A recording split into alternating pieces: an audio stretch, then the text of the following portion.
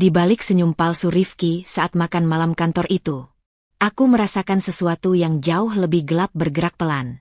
Sesuatu yang akhirnya membawanya pada kejatuhan yang tak bisa ia hindari.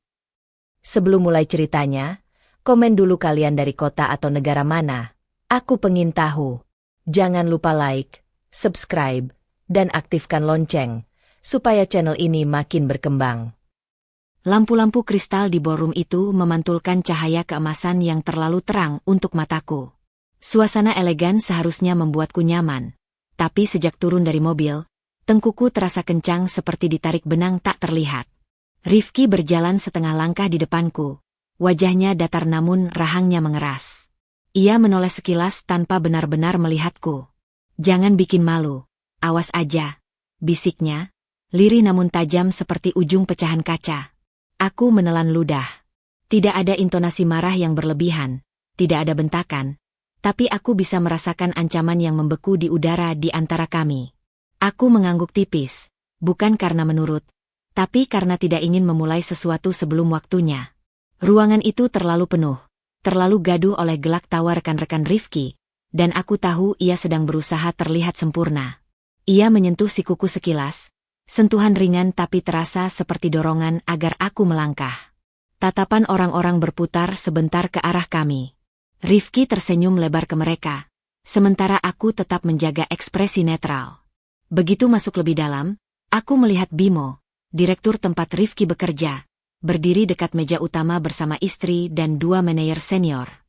Rifki mempercepat langkah, meninggalkanku 2 langkah di belakang.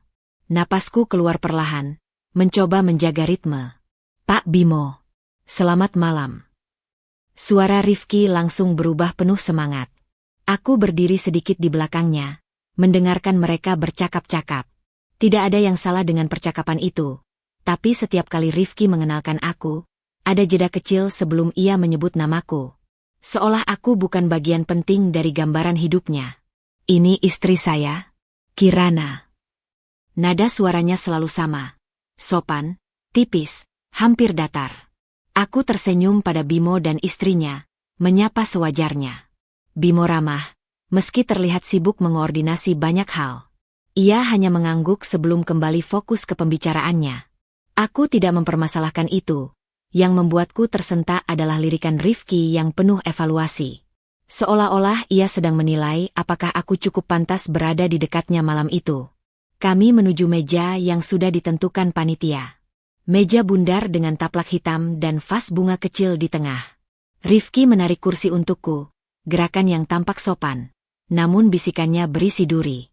"Jangan bicara kalau tidak ditanya. Kamu suka kelihatan gugup." Aku menatapnya sebentar. "Aku baik-baik saja." Ia tersenyum kaku. "Pastikan saja." Aku mengalihkan pandangan ke piring putih kosong di depanku dan menarik napas perlahan. Aku tidak gugup. Aku hanya lelah. Sikapnya akhir-akhir ini selalu seperti ini, mengendalikan dengan suara rendah, menyembunyikan rasa frustrasinya dari dunia tapi menumpahkannya padaku. Pelayan mulai menghidangkan appetizer. Percakapan meja kami mengalir. 2 staf pria membicarakan proyek, 1 staf perempuan menimpali tentang target yang terlalu ketat. Rifki langsung mengambil alih, suara dan gesturnya dibuat seolah paling berpengalaman. Ia sesekali menepuk bahu rekan kerjanya, tertawa keras, mengangkat dagu bangga.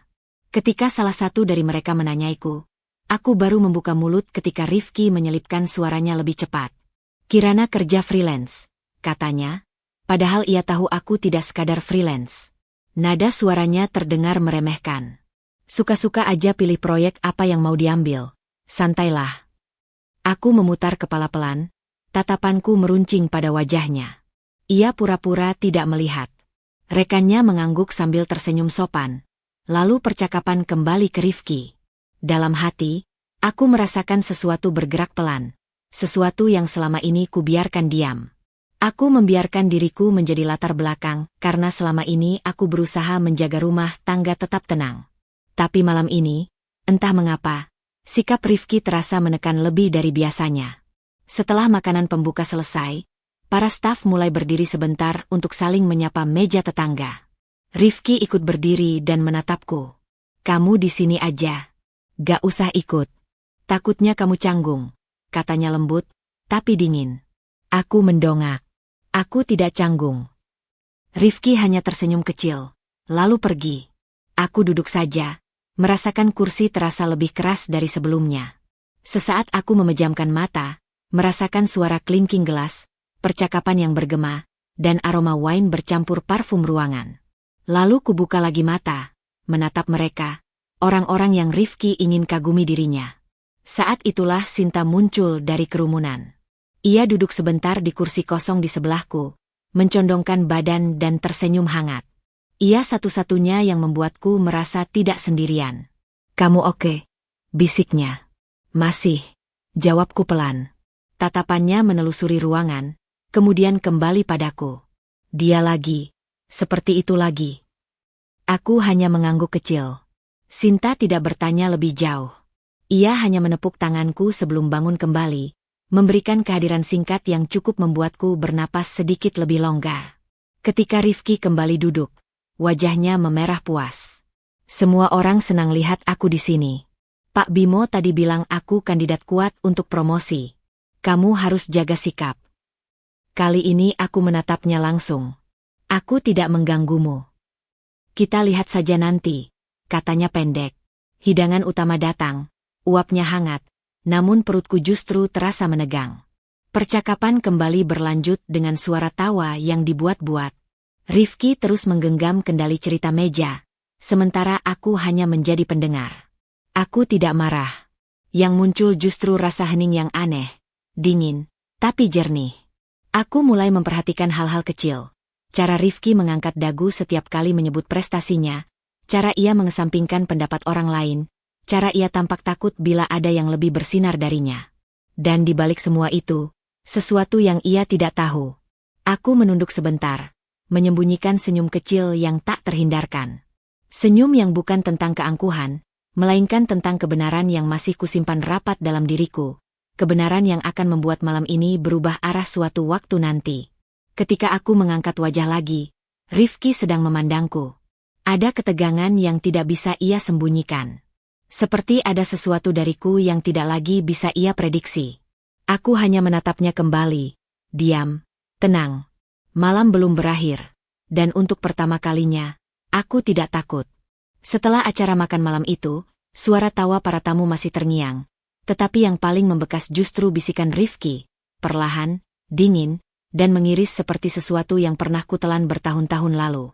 Aku duduk di kursi belakang mobil, memandangi lampu jalan yang lewat satu persatu, sementara Rifki mengemudi tanpa sepatah kata. Ada jeda di antara kami, begitu tebal hingga nyaris terasa seperti dinding kaca yang tidak bisa kutembus. Aku menggenggam jemariku sendiri, mencoba meredakan ketegangan yang masih tertinggal di dada. Kamu tadi nggak perlu segitu tegangnya, gumamku pelan, lebih kepada diri sendiri daripada kepadanya. Rifki tidak menjawab. Rahangnya mengeras. Itu adalah ekspresi yang sudah lama ku kenal. Ekspresi yang dulu jarang muncul, tapi kini seperti bayangan yang tidak pernah pergi. Tatapan lampu merah menyala, mobil berhenti, dan dalam pantulan kaca jendela aku melihat mataku sendiri. Letih. Bukan sekadar letih setelah acara kantor, tetapi letih karena sesuatu yang jauh lebih lama menggerogoti. Sejak kapan sebenarnya semua ini mulai retak? Pertanyaan itu muncul begitu saja, menggiringku kembali ke masa lalu yang selama ini coba kusangkal. Kami dulu tidak seperti ini. Aku masih ingat ketika Rifki mengejar-ngejarku hanya demi bisa mengantarku pulang dari kampus.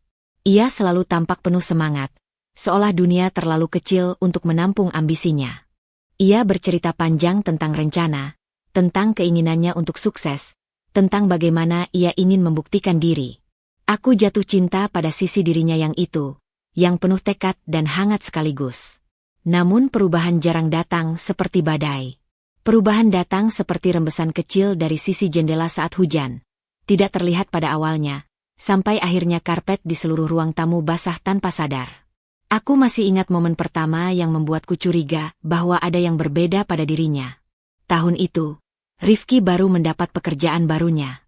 Ia pulang dengan napas terengah dan membawa kegugupan samar yang tidak bisa kuterjemahkan. Aku menyambutnya dengan segelas teh, dan ia hanya berkata, "Aku cuma capek." Waktu itu, aku percaya. Tapi setelah itu, semua menjadi pelan-pelan berubah. Nada suaranya. Cara ia memandangku. Cara ia mulai menyalahkanku untuk hal-hal kecil. Cara ia mulai membandingkan pencapaiannya dengan orang lain. Cara ia berkata, "Kamu tinggal di rumah, enak banget nggak mikirin tekanan kerja." Padahal aku bekerja juga. Memang dari rumah, tetapi tetap bekerja. Ia tahu itu. Tapi entah kenapa, kata-kata itu keluar seperti sesuatu yang ingin ia yakinkan kepada dirinya sendiri. Mobil kembali melaju ketika lampu hijau menyala. Aku menarik napas panjang. Tadi di acara makan malam, cara dia menggenggam lenganku terlalu keras ketika mengingatkanku untuk jangan bikin malu. Itu nyata. Begitu nyata sampai rasanya tak bisa kuhapus dari kulitku. "Kamu tadi terlalu sensitif," kata Rifki tiba-tiba. Suaranya datar seperti permukaan laut sebelum badai. Aku cuma ngingetin. Nggak ada maksud lain. Aku menoleh padanya, tapi ia tidak melihatku. Ia menatap lurus ke jalan, seolah percakapan ini tidak penting. Ngomongnya sambil nyakitin. Jawabku pelan. Ia mendengus. "Kamu selalu dramatis soal hal kecil." Hal kecil. Selalu hal kecil baginya. Bahkan ketika itu melukai harga diriku. Ketika itu membuatku merasa mengecil. Aku tidak mengatakan apa-apa lagi. Perdebatan dengan Rifki seperti memukul air. Tak ada bentuk, tak ada pengakuan. Selalu berakhir dengan aku merasa lelah. Namun malam ini, rasa lelah itu membuatku memikirkan lebih jauh, sampai pada detail-detail hubungan kami yang lama kuabaikan. Dulu, Rifki adalah seseorang yang mudah merasa tidak cukup.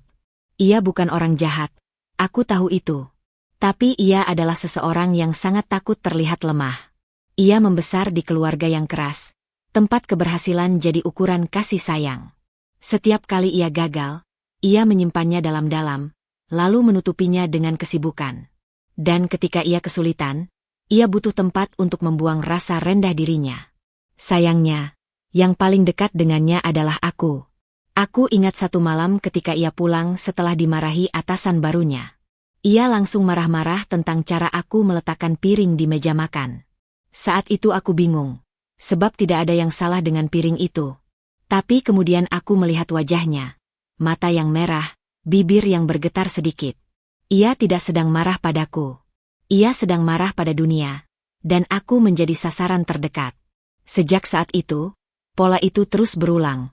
Semakin sering, semakin intens. Hingga akhirnya aku berhenti mencoba mencari penjelasan dan hanya menjalani semuanya dengan diam. Mobil memasuki area perumahan. Suara ban menggilas kerikil terasa lebih keras dari biasanya. Aku memandang rumah yang semakin dekat, dindingnya yang kusam, lampu teras yang remang. Tempat ini dulu terasa hangat. Kini seperti perangkap yang tidak pernah benar-benar kuberi nama. Ketika mobil berhenti, Rifki mematikan mesin dan berkata tanpa menoleh, "Besok kamu jangan ikut-ikut. Urusan kantor, biar aku yang ngurus." Aku menelan ludah. Besok. Malam ketika atasan tertinggi perusahaan akan hadir. Malam ketika ia ingin tampil sempurna. Dan ia tidak ingin aku ada di sana. Aku datang karena aku memang harus ada. Jawabku. Tidak keras, tapi cukup jelas. Rifki tertawa kecil, tanpa humor. "Kamu cuma bikin tambah ribet." Itu menusuk lebih dalam daripada teriakan manapun. Aku membuka pintu mobil sebelum ia selesai bicara. Udara malam masuk. Dingin menyentuh kulitku, membuatku merinding. Aku berjalan menuju pintu rumah tanpa menunggu, tanpa melihat lagi ke arah mobil. Saat membuka pintu, aku merasakan getaran aneh di dada, campuran sakit, takut, dan sesuatu yang mulai tumbuh, kesadaran.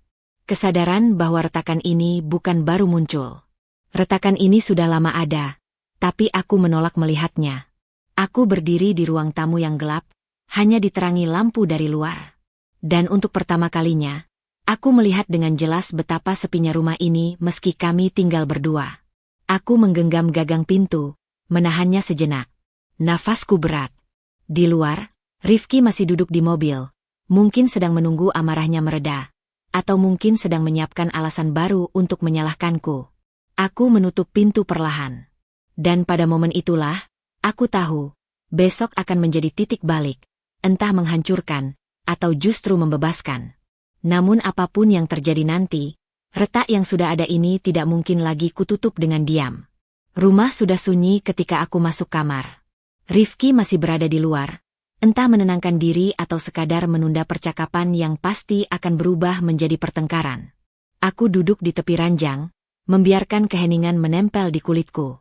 Aroma lembut deterjen dari selimut tidak cukup menenangkan pikiranku. Ada sesuatu yang terus menggeliat di dada. Sebuah rahasia yang selama ini kujaga rapat, bahkan dari suamiku sendiri. Tanggung jawab yang kuterima beberapa minggu lalu kembali terlintas. Tanggung jawab yang membuatku ada di posisi yang tidak pernah ia bayangkan. Malam ini, setelah sikap kasarnya, semua terasa semakin berat untuk kutahan. Aku menarik napas panjang, mengatur diri agar tidak tenggelam dalam kenangan atau rasa iba. Aku sudah cukup lama meremehkan diriku sendiri. Sejak ia menyuruhku untuk tidak ikut acara evaluasi besok, kata-katanya masih menggema seperti gema berulang yang memaksaku menghadapi sebuah kebenaran. Rifki tidak tahu siapa aku dalam konteks profesional. Ia tidak tahu bahwa aku bukan sekadar istri yang kerja dari rumah. Ia tidak tahu bahwa aku adalah orang yang akan menilai performa divisi tempatnya bekerja. Satu-satunya kalimat pengingat yang muncul di pikiranku hanyalah saat ia mengatakan aku cuma bikin ribet. Kata-kata itu justru memantapkan batas di dalam diriku. Ia tidak layak mengetahui sesuatu yang bahkan tidak ia hargai. Aku berdiri dari ranjang dan berjalan ke meja kerja kecil di sudut kamar. Laptopku masih menyala, meninggalkan cahaya lembut. Di layar, dokumen-dokumen laporan yang tadi siang ku kaji masih terbuka. Grafik performa, catatan kehadiran, analisis produktivitas. Termasuk catatan khusus mengenai Rifki, catatan yang harus kubuat secara profesional, tanpa dipengaruhi hubungan pribadi. Membacanya kembali membuat dadaku sesak. Tidak mudah bersikap objektif ketika orang yang kau nilai adalah seseorang yang dulu kau cintai sepenuh hati. Tapi tugasku menuntut itu. Aku memijat pelipis. Awalnya kupikir aku sanggup menjalankan ini tanpa konflik. Ternyata tidak. Ketika perusahaan menawarkanku posisi evaluator eksternal sementara untuk divisi Rifki, mereka tidak mengetahui statusku sebagai istrinya. Mereka hanya mengenalku dari proyek audit sebelumnya, reputasiku, dan hasil kerjaku. Aku menerima tugas itu dengan pertimbangan bahwa aku mampu bersikap profesional. Aku juga percaya, atau mencoba percaya, bahwa Rifki akan mampu melihatku sebagai mitra, bukan ancaman. Nyatanya, ia bahkan tidak pernah bertanya detail tentang pekerjaanku. Bukan karena percaya, melainkan karena menganggapnya tidak penting. Bibirku mengeras tanpa sadar.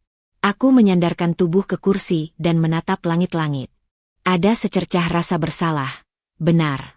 Tetapi ada pula rasa lega, karena untuk pertama kalinya dalam waktu lama, aku memiliki sesuatu yang benar-benar milikku, peran, posisi, kekuatan yang tidak bisa diremehkan. Dan besok, dalam ruang rapat besar itu, aku bukan istrinya. Aku adalah seseorang yang bertanggung jawab penuh untuk menilai performa seluruh tim, termasuk dirinya. Kupandangi file laporan performanya yang terakhir. Angkanya stagnan, bahkan menurun.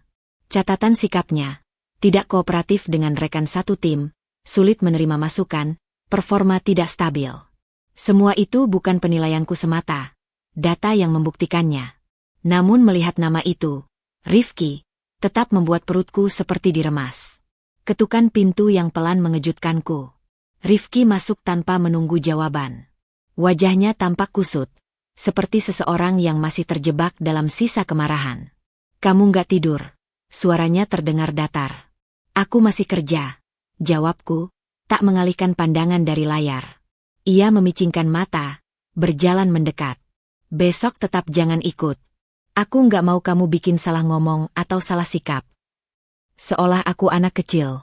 Aku akhirnya menutup laptop secara perlahan, memastikan laporan itu tersimpan sempurna. Aku tahu kapasitas diriku, kataku. Aku tahu apa yang harus kulakukan. Ia mendesah keras. Kamu itu keras kepala. Dan kamu terlalu meremehkan. Kalimat itu lolos begitu saja, tanpa bisa kutarik kembali. Mata Rifki membesar sedikit, tapi bukan karena marah. Lebih seperti terkejut. Mungkin ia tidak menyangka aku akan menjawab dengan tegas. Biasanya aku memilih diam. Ia membuka mulut, tetapi tidak jadi bicara. Lalu ia berbalik dan keluar begitu saja, meninggalkanku dengan pintu yang tertutup lebih keras dari seharusnya. Aku menarik napas, membiarkan dadaku kembali menghangat dengan emosi yang lebih rumit. Aku sadar bahwa besok akan menjadi hari ketika seluruh rahasia yang kutahan perlahan mendekati permukaan. Hari ketika posisi sesungguhnya akan terlihat. Aku mematikan lampu kamar, lalu duduk di tepi ranjang dalam gelap. Cahaya dari luar menembus tirai tipis, menciptakan garis-garis samar di lantai. Jika ia tahu, bagaimana reaksinya nanti? Entah akan marah, malu, atau hilang kendali. Tetapi aku tidak bisa memikirkan itu terlalu jauh. Tugas adalah tugas. Integritas adalah hal terakhir yang masih kumiliki. Dan mungkin, diam-diam, bagian dari diriku ingin ia tahu. Bukan untuk membalas, tapi untuk mengingatkan diriku bahwa aku bukan lagi perempuan yang bisa ia tekan semudah dulu. Aku masih di sini, masih berdiri, dan punya kekuatan yang tidak bisa ia hancurkan hanya dengan kata-kata. Aku berbaring perlahan, menatap langit-langit yang gelap. Besok, dunia akan bergerak ke arah yang tidak bisa kuhentikan. Dan aku siap. Aku terbangun lebih cepat dari biasanya. Cahaya pagi yang menyelinap lewat celah tirai belum sepenuhnya menghangatkan kamar. Namun ketegangan di tubuhku membuatku sulit menutup mata lagi. Suara halus aktivitas di ruang tengah terdengar samar. Rifki sudah bangun. Entah sejak kapan, tapi ritme hidupnya selalu berubah setiap kali ia merasa terancam. Dan semalam, sikapku yang tegas jelas membuatnya gelisah. Aku bangkit dari ranjang dan berdiri sejenak, membiarkan bayangan kejadian beberapa hari terakhir melintas. Kata-katanya, tatapan menghakiminya, dan sikap menyepelekannya terus menempel seperti asap. Hanya satu kalimat pengingat yang timbul secara alami di pikiranku. Dia benar-benar percaya aku tidak berperan apa-apa. Perlahan aku berjalan keluar kamar. Di dapur, Rifki berdiri dengan punggung menghadapku. Wajahnya tampak tegang, tubuhnya sedikit membungkuk seperti seseorang yang menahan banyak pikiran sekaligus. Di meja, secangkir kopi sudah setengah habis, seolah ia minum tanpa sadar. Aku berangkat pagi-pagi, katanya tanpa melihat ke arahku. Suaranya datar, tidak ramah, tidak marah, hanya dingin. Ada persiapan rapat. Aku memperhatikan gerak tubuhnya. Tangannya gemetar sedikit saat menaruh gelas. Ia sedang merasa tidak aman, itu jelas. Dan setiap kali ia merasa begitu, ambisinya berubah menjadi sesuatu yang mengikis segalanya, bahkan dirinya sendiri. Persiapan apa? Tanyaku pelan, bukan untuk memancing konflik, hanya ingin tahu. Ia menoleh sekilas, matanya sempit. Kamu nggak ngerti. Ini penting. Nadanya menyerupai seseorang yang berusaha meyakinkan diri sendiri bahwa ia berada di atas segalanya. Padahal aku tahu ia sedang tertekan. Laporan performanya memang tidak baik. Dan meski ia tidak tahu aku evaluatornya, ia tahu posisinya di kantor sedang goyah. Ia hanya tidak ingin mengakuinya. Rifki mengambil tas kerjanya, lalu berjalan melewatiku. Bikin sarapan sendiri, katanya singkat. Aku tidak bergerak. Aku hanya memandang punggungnya yang menjauh. Caranya berjalan cepat, langkahnya yang tidak stabil, membuatku sadar betapa besar ketakutannya. Ambisi memang bisa mendorong seseorang untuk lebih keras bekerja. Tapi pada Rifki, ambisi itu berubah menjadi semacam bayangan gelap yang membungkus dirinya. Semakin ia merasa tidak cukup, semakin ia menekan segalanya. Pekerjaannya, lingkungan, dan aku. Ketika pintu tertutup, aku menghela napas, kemudian duduk di kursi dekat meja makan. Rumah terasa begitu sunyi. Menjelang siang, aku kembali duduk di depan laptop. Laporan evaluasi sudah lengkap, tapi aku membuka dokumen itu lagi. Aku perlu memastikan semuanya objektif, bukan karena Rifki suamiku, bukan karena ia menyakitiku, tapi karena profesionalisme adalah hal yang selalu kujaga. Dan aku tahu siapa diriku sebelum menjadi istrinya. Melihat catatan mengenai Rifki membuat dadaku berat. Bukan karena aku ingin melindunginya, tapi karena aku melihat jelas perjalanan kemundurannya. Dulu ia penuh antusiasme. Ia bekerja keras, mempelajari banyak hal. Ia pernah pulang dengan senyum lebar, membawakan makan malam sambil bercerita bahwa atasannya memuji presentasinya. Aku ingat bagaimana matanya berbinar. Namun setelah beberapa tahun, sesuatu berubah. Ambisinya tumbuh, tapi bukan ambisi yang sehat. Ia ingin dihormati tanpa bekerja ekstra. Ingin dihargai tanpa memberi kontribusi nyata. Ingin tampak hebat tanpa menerima kritik sedikitpun. Setiap kali ada orang yang lebih kompeten, ia merasa terancam. Setiap kali seseorang memberi saran, ia menganggapnya sebagai serangan. Termasuk saran-saranku, yang dulu pernah ia minta. Kuperhatikan kembali bagian laporan yang menjelaskan penurunan sikapnya. Semua tertulis dengan jelas. Sulit menerima masukan, cenderung menyalahkan rekan satu tim, kualitas kerja tidak stabil terutama saat ditekan. Ini bukan hal yang tiba-tiba muncul.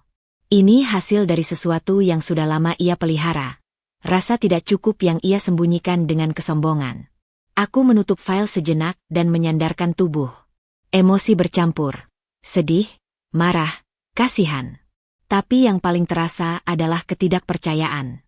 Bagaimana seseorang bisa berubah sejauh itu tanpa menyadarinya? Mungkin ia menyadari, tapi menolak mengakuinya. Teleponku bergetar. Sebuah pesan dari Rifki. Jangan muncul tiba-tiba di kantor. Aku serius. Pesan itu singkat, tegas, penuh kecemasan yang ditumpuk dengan nada kontrol. Wajar baginya untuk merasa tertekan sebelum evaluasi besar. Namun bahkan dalam situasi ini, ia tetap melihatku sebagai ancaman, bukan dukungan. Aku meletakkan ponsel dengan hati-hati. Tidak ada gunanya membalas. Ia tidak sedang mencari dialog. Ia sedang mencari sesuatu untuk ditekan demi membuat dirinya merasa lebih tinggi.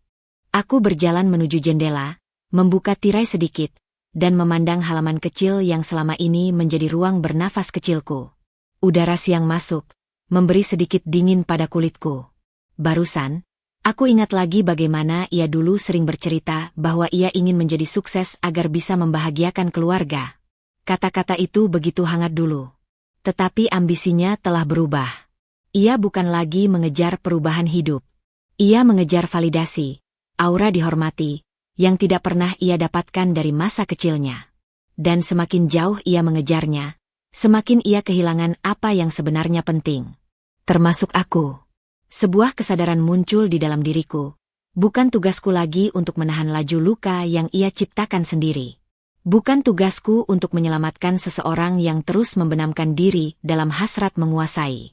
Besok, di ruang rapat itu, aku akan menjalankan tugasku. Tanpa ragu. Tanpa menyalahkan diriku sendiri. Tanpa membiarkan ambisinya menyeretku masuk ke dalam ketakutannya. Aku menutup tirai perlahan. Di baliknya, langit tampak cerah. Tapi di dalam diriku, angin sedang berubah arah. Udara sore itu terasa berat, seperti menahan sesuatu yang besar di balik diamnya. Aku duduk di meja kerja, masih memandangi layar laptop yang sudah beberapa kali kututup dan kubuka kembali sejak pagi. Pikiranku melayang pada satu hal yang semakin mendekat tanpa bisa kuhindari. Evaluasi besar yang akan digelar malam ini. Hanya satu kalimat pengingat yang timbul di benakku. Ia tidak tahu siapa yang akan menilai performanya. Ponselku bergetar tiba-tiba. Notifikasi dari perusahaan muncul di layar. Pengumuman resmi untuk seluruh staf, termasuk Rifki. Subjeknya sederhana, tetapi berisi hal besar yang akan mengubah banyak hal. Pemberitahuan penting, evaluasi kinerja divisi akan dilakukan hari ini. Aku membuka isi pesannya. Formatnya formal, tegas, dan tanpa ruang misinterpretasi. Seluruh staf diwajibkan hadir pada evaluasi kinerja tahunan yang akan dipimpin langsung oleh evaluator eksternal yang telah ditunjuk perusahaan.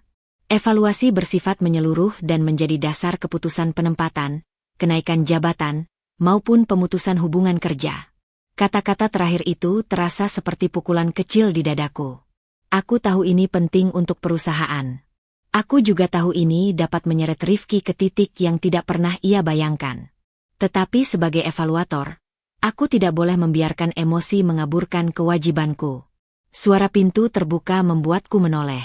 Rifki masuk, wajahnya tampak lebih tegang dari pagi tadi. Kemejanya rapi, tapi kancing atasnya terbuka sedikit, seakan dipasang buru-buru. Langkahnya cepat dan gelisah. Kamu udah baca pengumuman perusahaan? Suaranya menggetar tipis. Baru saja. Jawabku tenang. Ia berjalan mondar-mandir di ruang tamu.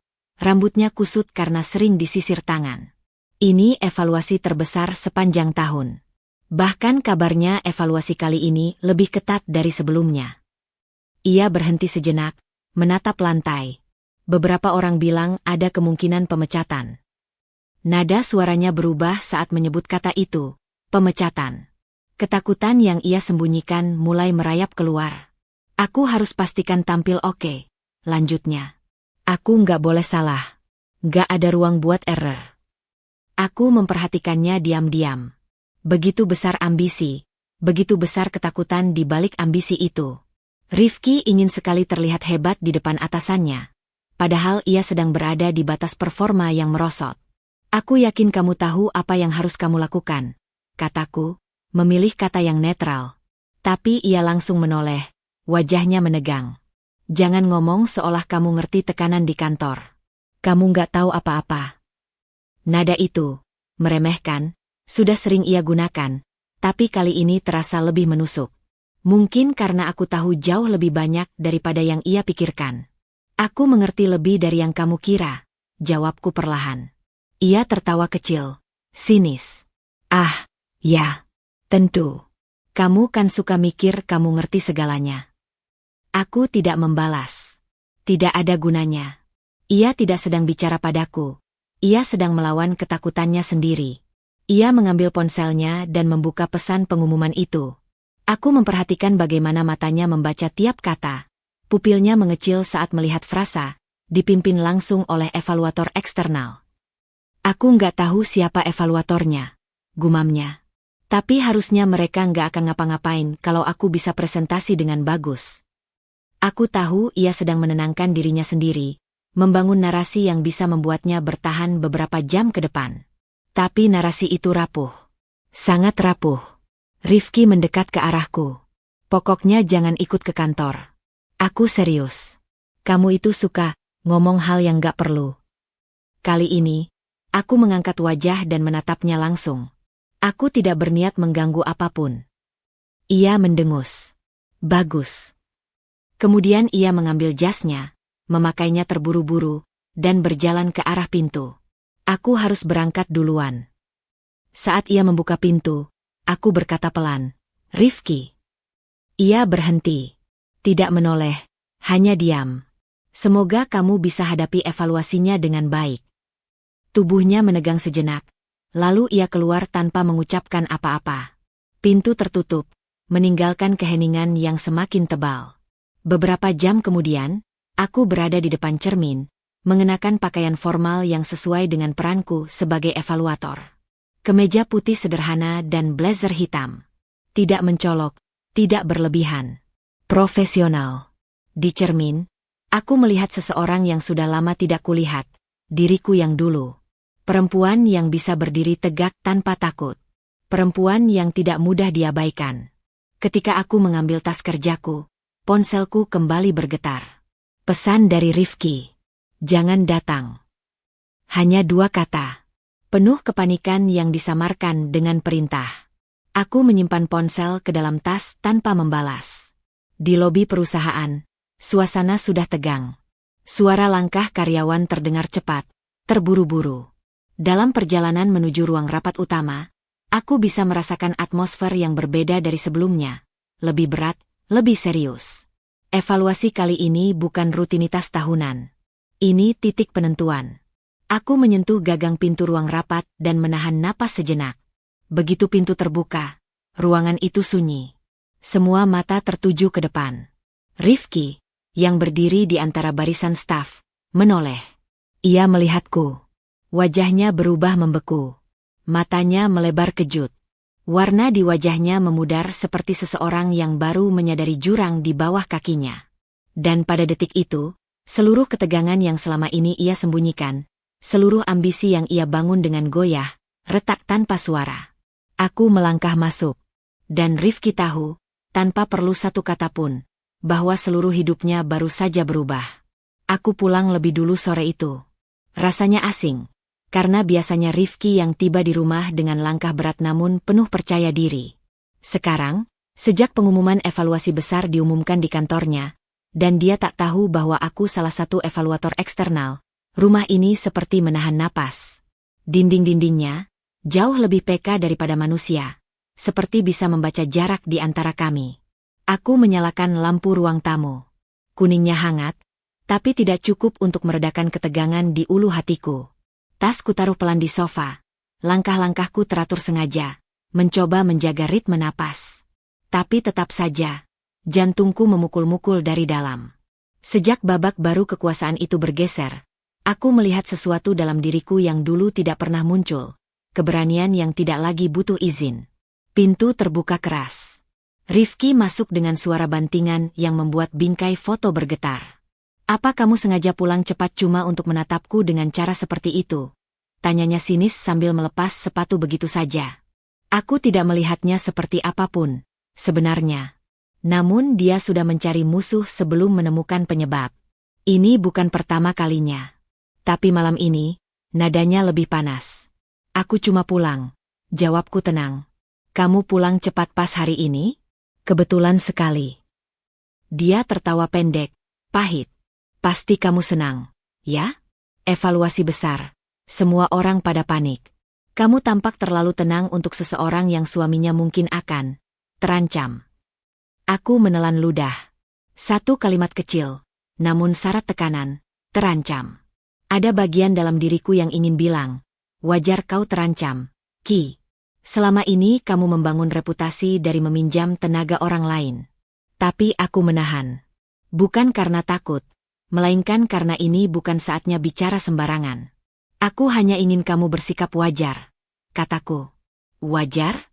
Kamu pikir aku bisa wajar setelah pengumuman itu?" Rifki berjalan ke meja, menaruh tas kerjanya dengan lebih keras daripada perlu. "Selama ini aku yang menanggung rumah ini. Aku yang bekerja mati-matian, tapi kamu duduk santai dan seolah menikmati saat semuanya di kantorku terguncang." Nada itu kembali. Nada lama yang selama bertahun-tahun menempatkanku di bawah kakinya. Aku menarik napas, menahan gemetar yang hampir naik ke bahu. Aku tidak menikmati apapun, Rifki. Aku hanya tidak ingin kita bertengkar terus. "Jangan akting, Kirana." Matanya menyipit. Aku ingat persis bagaimana kamu menatapku beberapa hari lalu, ketika aku cerita soal rumor evaluasi. Kamu terlihat terlalu tahu. Tubuhku menegang seketika. Tapi aku tetap memegang kendali ekspresiku. "Rumor evaluasi sudah lama beredar, Ki. Semua orang tahu." "Jangan bohong." Suaranya naik. "Aku tahu kamu menyembunyikan sesuatu dariku. Belakangan ini kamu beda. Kamu lebih keras. Lebih berani membantah. Dari mana semua itu tiba-tiba muncul? Tiba-tiba kamu mulai punya pendapat dan berani membalas kata-kataku." "Dari keberanian yang kamu kubur bertahun-tahun," jawabku dalam hati. "Dari luka-luka kecil yang kamu anggap tak terlihat. Aku hanya tidak mau terus dibentak setiap hari," ucapku jujur. Ia mendekat, langkahnya cepat. Bukan menyerang, tapi cukup membuatku mundur setengah langkah ke belakang. "Kamu pikir aku membentak? Kamu pikir aku ini apa? Monster? Aku bekerja, Kirana." Tekanan itu nyata. "Aku tahu," jawabku pelan. "Tapi kamu tidak bisa terus melampiaskannya ke aku." Rifki terdiam sepersekian detik, tapi bukan karena merenung. Lebih seperti tersentak oleh keberanianku. Matanya bergerak cepat seolah mencoba menghitung ulang posisi kami dalam hubungan ini, posisi yang dulu selalu condong ke arah dirinya. "Apa ini karena promosi kamu?" Ia mendesis. "Atau karena tugas baru kamu itu?" Aku kaku. Ia belum tahu detailnya, tapi intuisinya tajam saat sudah terpojok. "Tugas apa? Kamu tidak pernah cerita," lanjutnya, mencurigai setiap inci wajahku. "Aku belum sempat menjelaskan," kataku. "Oh, tentu. Selalu belum sempat. Tapi kamu sempat pulang cepat. Kamu sempat bersikap misterius. Kamu sempat." "Rifki." Suaraku memotongnya, lebih tegas daripada yang kumaksud. "Cukup." Ia tercengang. Kata itu tidak pernah keluar dari mulutku dalam belasan tahun hubungan kami. Cukup. Senyum miring muncul di bibirnya. Senyum yang tidak lucu sama sekali. Kirana, apa kamu lupa siapa yang kamu hadapi? Aku memandangnya. Bukan dengan ketakutan. Tapi dengan rasa yang lebih berat.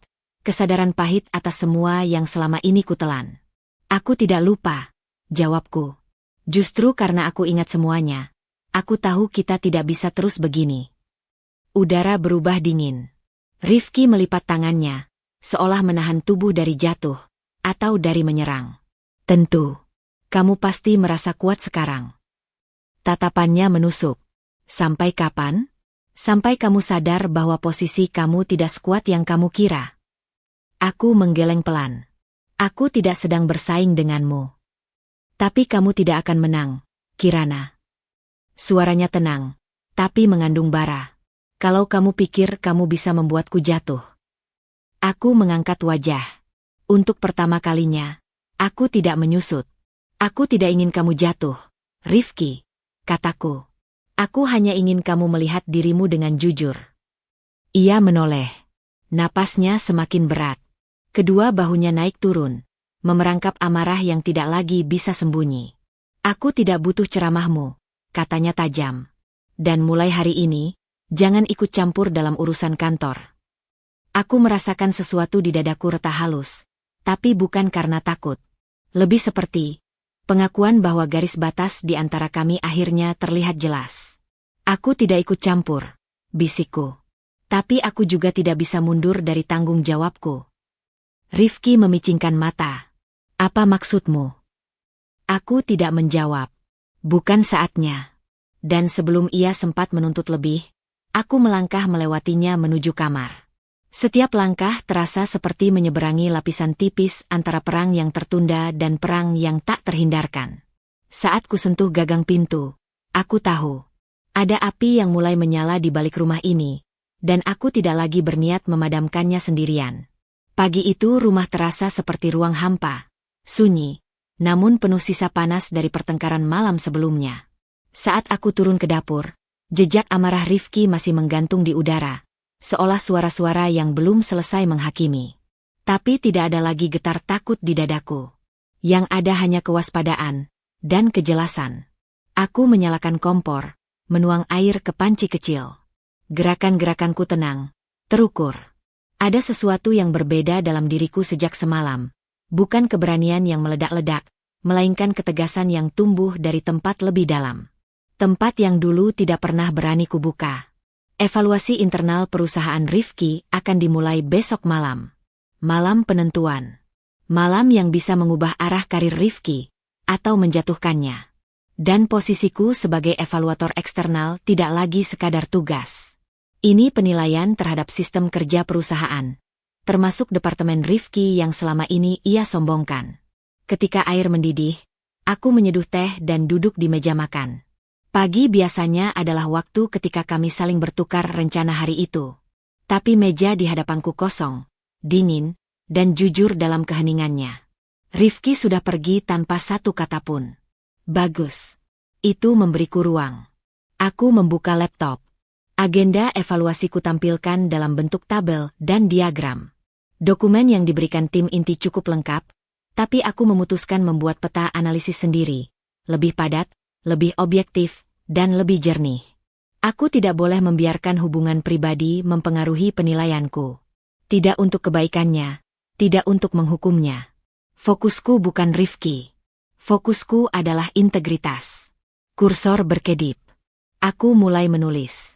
Kriteria 1. Transparansi kerja tim. Tanganku bergerak cepat. Setiap kalimatku tulis dengan hati-hati, menghindari pendapat emosional. Aku harus menjadi Kirana yang profesional, bukan Kirana yang terluka. Suara notifikasi terdengar dari ponsel di meja. Pesan dari Rifki, singkat, dingin, dan terasa seperti perintah. Jangan ikut campur soal evaluasi. Aku menghela napas. Ia masih berusaha mengontrol keadaan yang sudah tidak dalam genggamannya. Tanpa membalas, aku meletakkan ponsel terbalik dan kembali ke layar. Ketika aku bekerja, dunia Rifki tidak punya tempat di sini. Menjelang siang, Aku beralih ke dokumen presentasi. Besok malam aku akan berada di ruangan besar bersama Dewan Perusahaan, termasuk Direktur Utama yang mempercayakan penilaian eksternal padaku.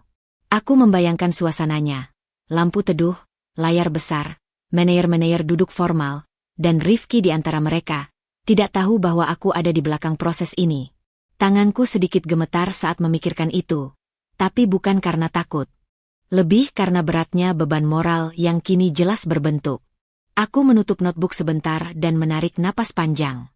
Ada kilas balik dari malam sebelumnya ketika ia menatapku seolah aku musuhnya. Seolah keberanian kecilku adalah ancaman. Apa kamu lupa siapa yang kamu hadapi? Kata-katanya masih membekas, tapi tidak lagi membuatku ciut. Justru menjadi pengingat betapa jauhnya ia telah tersesat dalam ambisinya sendiri. Aku tidak sedang berperang, gumamku pada diri sendiri. Ini hanya tugas. Aku mengulang kalimat itu beberapa kali sampai tubuhku rileks. Lalu aku kembali bekerja. Sore hari, aku mengambil satu folder tebal dari rak buku. Semua catatan praevaluasi tertata rapi, tapi aku memilih beberapa poin yang paling kritis untuk diperdalam. Aku menyusun skenario pertanyaan yang akan muncul dalam rapat, tidak hanya dari sisi teknik, tapi juga sikap. Orang-orang akan menguji keteguhanku. Aku harus siap menghadapi mereka tanpa goyah. Laptop, folder, catatan kecil. Semuanya kumasukkan ke tas kerja hitamku. Sebuah tas yang dulu kubeli hanya untuk pertemuan rutin, tapi sekarang terasa seperti perlengkapan tempur. Sebelum menutup resleting, sesuatu membuatku menahan gerakan. Foto kecil terselip di kantong samping.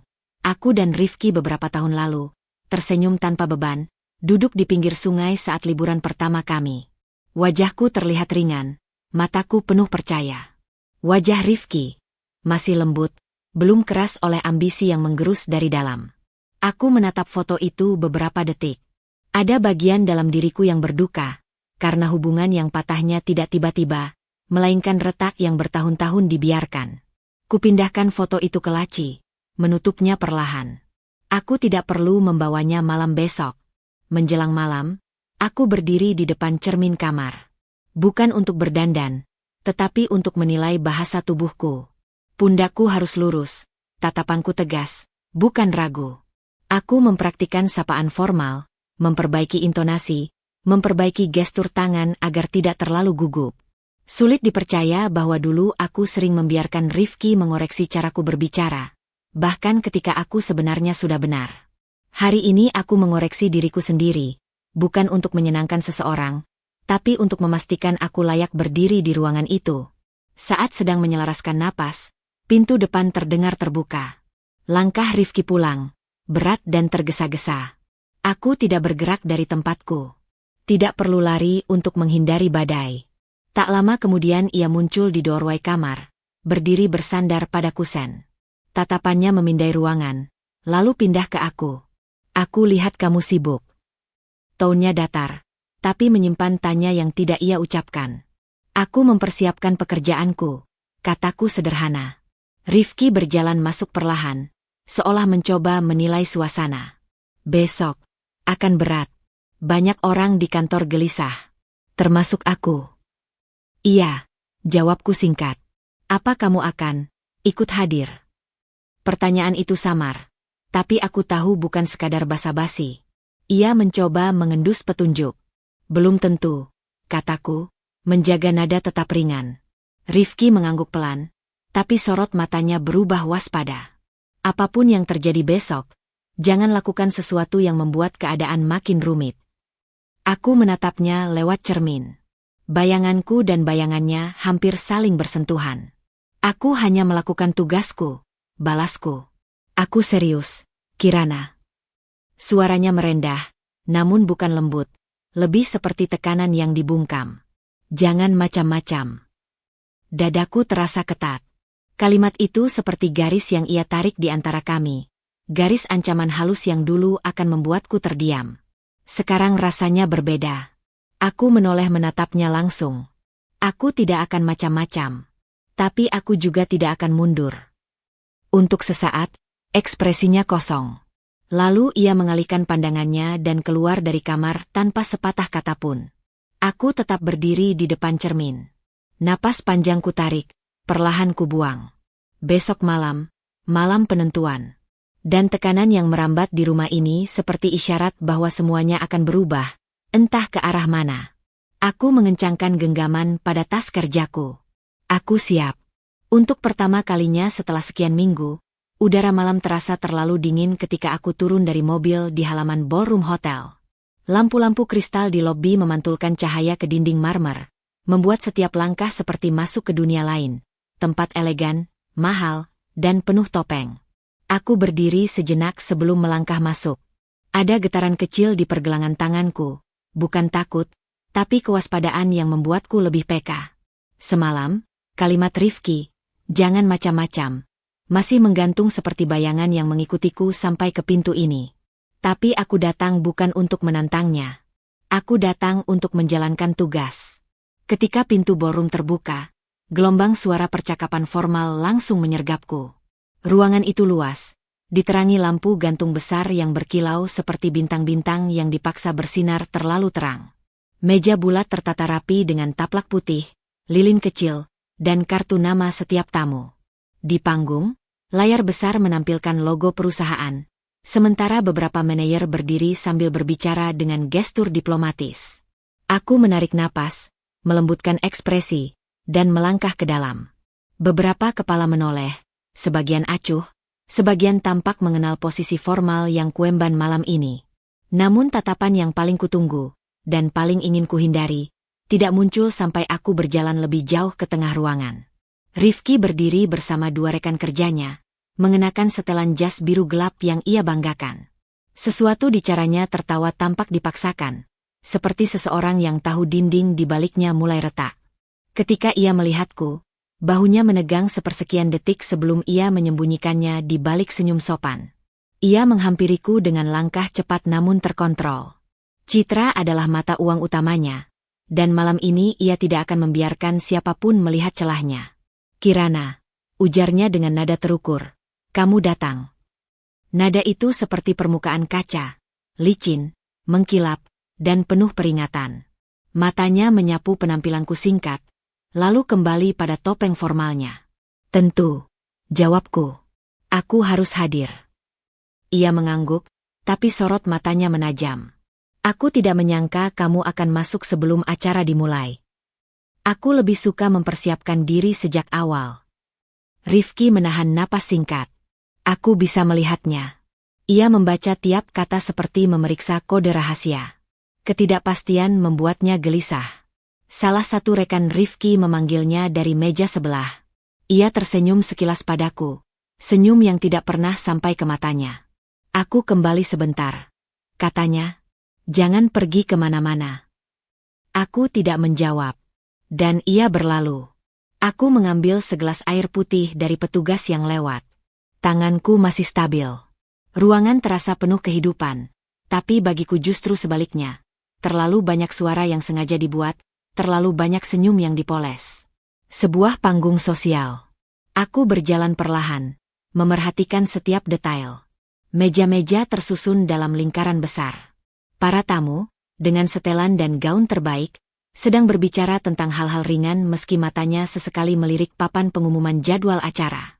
Ada kegelisahan di bawah semua kemewahan ini. Semua orang tahu evaluasi besar malam ini akan menentukan banyak hal. Dan Rifki, dia pasti tahu peran yang akan kubawa. Atau minimal ia mencurigainya. Ketika aku berputar dari sisi ruangan, tiba-tiba aku merasakan tatapan kuat dari jauh. Rifki berdiri agak jauh, seolah mengawasi dari kejauhan, mencoba menilai setiap langkahku, menghitung, memprediksi, mengantisipasi. Kami punya sejarah terlalu panjang untuk pura-pura bahwa ini hanya acara biasa. Aku menatapnya balik, tidak menghindar. Dan untuk sesaat, ia tampak kehilangan kata-kata, meskipun hanya dalam ekspresi. Kemudian ia mengalihkan pandangan, berpura-pura melanjutkan percakapan dengan rekannya. Acara mulai mendekati jam utama, para tamu mulai duduk. Aku mencari tempat dudukku di bagian depan, tidak jauh dari meja direksi. Kursinya sudah diberi tanda dengan namaku, Kirana A. Pradipta, evaluator. Nama itu seperti garis pemisah yang jelas antara masa lalu dan malam ini. Ketika aku menarik kursi dan duduk, aku bisa merasakan perubahan atmosfer. Beberapa manajer melirikku, seolah ingin memastikan posisi dan tujuanku. Tidak ada yang menyapaku secara langsung. Mereka menjaga jarak, mungkin karena tahu posisiku membuat mereka harus bersikap hati-hati. Keheningan kecil itu justru membuatku lebih fokus. Aku merapikan catatan di pangkuanku. Halaman-halaman kertas terasa dingin di jemariku, namun justru memberi stabilitas. Ini dunia yang aku kuasai. Musik lembut mulai berhenti ketika lampu meredup perlahan. Seorang pembawa acara naik ke panggung, memulai sambutan. Aku menatap panggung, tapi sudut mataku menangkap Rifki berjalan ke tempat duduknya. 2 meja dari tempatku, posisi manajer senior. Ia duduk dengan punggung terlalu tegak, dada mengembang seperti seseorang yang menahan napas panjang. Dari jarak itu saja aku bisa melihat ketegangannya. Dan aku menyadari sesuatu. Ia bukan hanya takut tentang evaluasi. Ia takut padaku. Bukan karena aku mengancam secara langsung. Tapi karena aku tidak bisa lagi ia kendalikan. Lampu kembali terang sejenak ketika hidangan pertama mulai disajikan. Suasana tampak elegan. Piring porselen, aroma lembut saus putih, percakapan kecil yang dipaksakan terdengar di sana-sini. Namun di balik itu semua, aku merasa seperti berjalan di atas lantai kaca yang retak dan menunggu kapan akan pecah. Saat aku mengangkat garpu, suara dentingan gelas dari panggung membuat seluruh ruangan diam. Direktur utama berdiri, tersenyum ramah namun tegang. "Saudara-saudari," katanya, "malam ini kita tidak hanya berkumpul untuk makan malam. Kita berkumpul untuk menilai integritas dan kualitas kepemimpinan setiap unit. Dan untuk itu, kami mengundang evaluator eksternal yang akan memandu proses ini." Ruangan menegang. Beberapa kepala mulai berputar, mencari sosok yang disebut. Rifki menyandarkan diri, ekspresinya berubah waspada. "Beliau sudah hadir sejak awal acara," lanjut sang direktur. "Seseorang yang kami percaya untuk memberikan penilaian objektif. Silakan berdiri."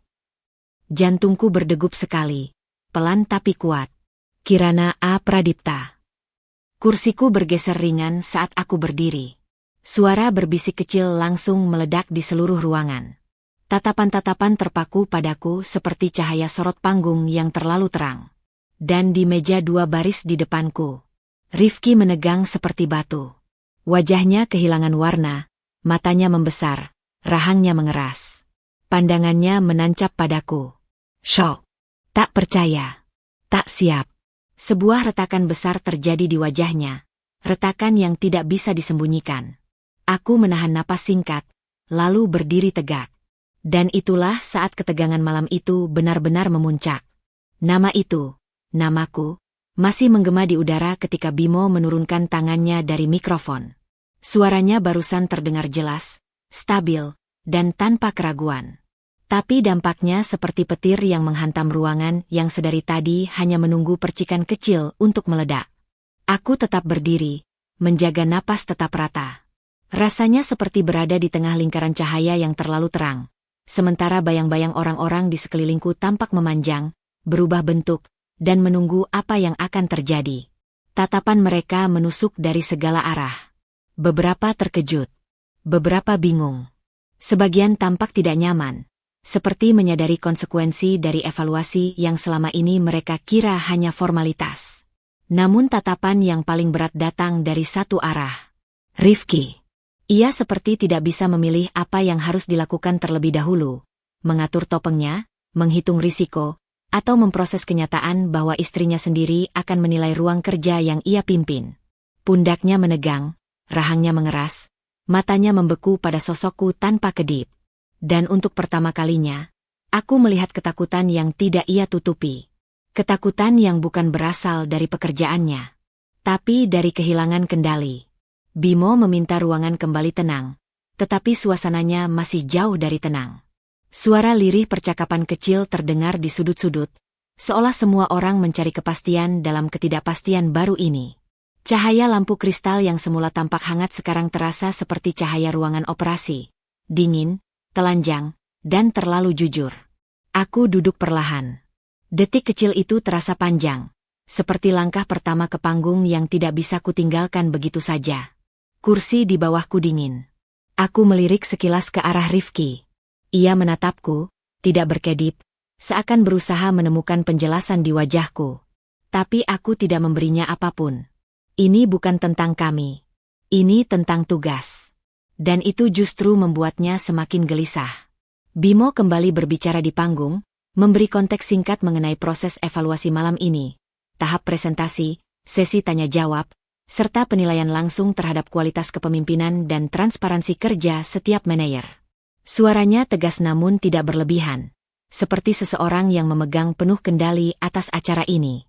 Aku mendengarkan dengan fokus, tapi bagian dalam diriku menegang lebih kuat. Aku tidak perlu mengulang peringatan pada diri sendiri. Kerja adalah kerja. Profesionalisme harus menjadi garis batas yang kutegakkan, apapun yang terjadi. Namun aku juga tidak bisa membohongi diriku sendiri, bahwa Rifki ada di antara nama-nama yang akan dianalisis malam ini. Ketika Bimo menyebutkan unit Rifki sebagai salah satu yang akan mendapatkan sorotan khusus, aku melihat Rifki menarik napas tajam. Gerakannya kecil, tapi cukup bagiku untuk mengenalinya. Tubuh seseorang tidak pernah bisa sepenuhnya berbohong. Aku ingin memastikan bahwa setiap penilaian dilakukan secara jujur dan transparan, kata Bimo. Ibu Kirana akan memimpin sesi utama setelah makan malam berlangsung. Seketika itu suasana ruangan berubah lagi, lebih padat, lebih tebal, seperti udara pun menahan napas. Aku menatap piringku yang masih penuh. Tidak ada satupun dari hidangan elegan malam ini yang mampu menarik perhatian. Yang ada hanyalah detak jantungku yang mengiringi ketegangan di ruangan. Lampu meredup sedikit. Musik lembut kembali mengalun, tanda agar tamu melanjutkan makan mereka sebelum sesi presentasi dimulai. Tapi percakapan yang biasanya ringan pada meja-meja acara seperti ini tidak terdengar. Semua orang sibuk memproses. Aku menyentuh gelas air, jemariku dingin. Suara sendok garpu dari meja lain hanya terdengar sesekali. Orang-orang makan dengan hati-hati, seolah salah satu dari kami bisa saja meledak kapan saja. Dan Rifki, ia masih menatapku. Tidak marah. Bukan juga memohon. Lebih seperti seseorang yang dihantam kenyataan terlalu cepat hingga tidak sempat menyiapkan topeng baru. Setelah beberapa detik yang terlalu panjang, ia bangkit dari kursinya dan berjalan menuju mejaku. Langkahnya resmi dan santai dari luar, namun ritmenya terlalu cepat untuk disebut tenang. Ia berdiri di sampingku, menundukkan kepala sedikit agar tidak menarik perhatian berlebihan. Tapi beberapa orang tetap melirik. Mereka tahu hubungan kami, meski tidak tahu banyak. Kita bicara sebentar, katanya pelan, namun penuh tekanan. Aku menoleh. Untuk apa? Rifki mengecap bibirnya, sesuatu yang hanya ia lakukan ketika panik. Kirana, ini, aku tidak tahu kamu akan. Kamu tidak perlu tahu. Suaraku tidak keras, tapi cukup untuk membuatnya terdiam. Rifki menutup mulutnya, mencoba menahan reaksi. Lalu ia menarik napas pendek, seperti seseorang yang mencoba mengatur ulang pikirannya. Ini bisa memengaruhi banyak hal, katanya lagi, lebih lembut, tetapi tetap syarat manipulasi samar. Aku tahu, jawabku, menatapnya tanpa menghindar. Tapi tugasku tidak berubah hanya karena kamu takut. Tatapannya retak. Untuk sesaat ia terlihat seperti seseorang yang kehilangan pijakan. Kita bicara nanti, katanya cepat, seolah itu satu-satunya hal yang masih bisa ia kontrol. Aku menggeleng perlahan. Tidak ada yang perlu dibicarakan. Rifki hanya berdiri beberapa detik, lalu kembali ke mejanya. Langkahnya tampak kaku, seperti seseorang yang baru saja mendapati kenyataan yang terlalu berat untuk dicerna. Aku merasakan tekanan di dadaku, bukan karena takut, tapi karena tahu bahwa malam ini akan membuka pintu menuju sesuatu yang lebih besar daripada sekadar pertemuan kerja. Lampu panggung tiba-tiba menyala lebih terang. Bimo berdiri kembali, memberi tanda bahwa sesi presentasi akan dimulai sebentar lagi. Para manajer mulai mempersiapkan materi mereka, membuka laptop, mengatur file, menegakkan bahu mereka dengan gugup. Aku merapikan catatan di pangkuanku. Setiap halaman terasa seperti bagian dari perjalanan yang sudah tidak bisa kuhentikan. Rifki, dari kejauhan, tampak menunduk ke laptopnya. Namun aku bisa melihat bahunya tidak benar-benar bergerak. Seolah ia hanya menatap layar kosong dan mencoba mencari cara untuk melarikan diri dari sesuatu yang tidak mungkin dia hindari. Ketika Bimo menyebut nama unit pertama, suasana tiba-tiba membeku. Tatapan semua orang kembali menajam. Dan aku tahu, ketegangan malam ini baru saja dimulai. Kirana menarik napas panjang sebelum melangkah ke bagian tengah ruangan, tempat layar presentasi telah disiapkan. Dengungan pelan percakapan para eksekutif mereda, berubah menjadi keheningan yang tajam. Ketegangan dari pengumuman tadi, ketika Bimo menyebut namanya sebagai evaluator, masih menggantung seperti kabut dingin yang enggan pergi. Ia merasakan tatapan Rifki menusuk dari sisi kiri panggung. Tatapan yang dulu membuatnya merasa aman, kini menjadi semacam ancaman yang memerangkap. "Tenang, Kirana," bisiknya pada diri sendiri. "Ini tugasmu. Dan kamu mampu." Ia memulai dengan suara tenang. "Selamat malam. Saya akan langsung masuk ke poin-poin evaluasi yang sudah disusun berdasarkan data 3 bulan terakhir." Beberapa kepala mengangguk. Sebagian lainnya menahan napas, mungkin menyadari bahwa evaluasi malam ini tidak akan berjalan lembut seperti biasanya. Kirana menggeser slide pertama. Grafik kinerja bulanan muncul. Perusahaan mengalami fluktuasi yang signifikan. Dalam 3 bulan terakhir, ada beberapa divisi yang menunjukkan ketidakkonsistenan. Ia sengaja berbicara profesional, menjaga agar nada suaranya tetap datar. Tatapan Rifki semakin kaku. Kirana tahu ia tidak suka berada dalam posisi tidak mengendalikan situasi. Apalagi melihat istrinya yang selama ini dianggapnya lembut, berbicara dengan otoritas sekuat ini. "Divisi operasional," lanjut Kirana sambil mengarahkan pointer. "Ada peningkatan laporan internal terkait miskomunikasi, keterlambatan eksekusi, dan tumpang tindih instruksi." Ruangan mulai bergeser gelisah. Dan di sanalah Rifki berdiri sebagai kepala divisi yang dimaksud. Kirana tidak menyebut namanya. Itu bukan tugasnya sebagai evaluator. Data yang berbicara. Tapi semua orang tahu siapa yang memimpin divisi itu. Ia melanjutkan langkah demi langkah, berfokus pada fakta. Setiap kalimatnya membawa peningkatan suhu ruangan. Seperti api kecil yang merayap ke bahan-bahan kering, perlahan membesar. Saat masuk ke bagian kedua, Kirana merasakan jantungnya berdegup lebih cepat. Ini bagian penting. Bagian yang tidak bisa ia lunakan, meski sebagian hatinya dulu mungkin akan mencoba demi menjaga perasaan Rifki. Namun kini, setelah api konflik di rumah semakin membara, ia tidak akan menutupi apapun lagi. Berikutnya, masalah terkait kepemimpinan, ucapnya. Sorakan kecil ketegangan terdengar di antara peserta. Kerutan muncul di dahi Rifki. Rahangnya mengeras. Kirana mengarahkan pointer pada data laporan karyawan. Instruksi yang berubah-ubah. Tekanan tidak realistis. Atmosfer kerja yang menguras mental. Kesan favoritisme dalam pembagian tugas. Ia tidak menambahkan bumbu. Tidak memelintir. Tidak menyimpulkan berlebihan. Hanya membiarkan data berdiri dengan sendirinya. Kepemimpinan yang baik tidak hanya diukur dari pencapaian angka, katanya pelan namun tajam. Tetapi juga dari stabilitas, kemampuan mengelola tim, dan konsistensi dalam keputusan. Kirana dapat merasakan perubahan pada Rifki tanpa harus melihat langsung. Seolah-olah tubuh lelaki itu menegang, menahan amarah yang siap meledak.